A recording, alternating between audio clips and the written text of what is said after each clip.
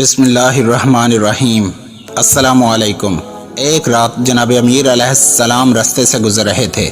ایک شخص نہانے کے بعد جسم اور بال بھیگے ہوئے ٹھنڈی ہوا میں گھوم رہا تھا۔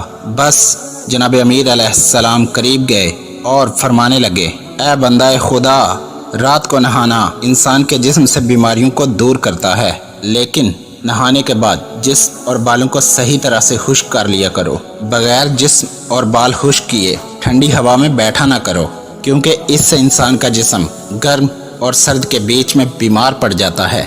یاد رکھنا، انسان کا پانی سے غسل کرنا، اپنے آپ کو صاف کرنا اور پھر پانی کو اپنے بالوں اور جسم سے خشک کرنا ایسے ہے جیسے کوئی انسان اپنے سارے گناہ اپنے جسم سے صاف کر لے۔ اے شخص، جو انسان نہانے کے بعد اپنے جسم کو خشک کرتا ہے اور پھر اللہ پاک کا نام لے کے زندگی بسر کرتا ہے، تو اس کی مثال ایسے ہے جیسے وہ سارے گناہوں کو اپنے وجود سے مٹا کے پھر سے ایک نئی شروعات کر رہا ہو۔ ویڈیو پسند آئی ہو تو پیاری باتیں چینل کو سبسکرائب کر دیجئے۔ شکریہ۔ فی امان اللہ۔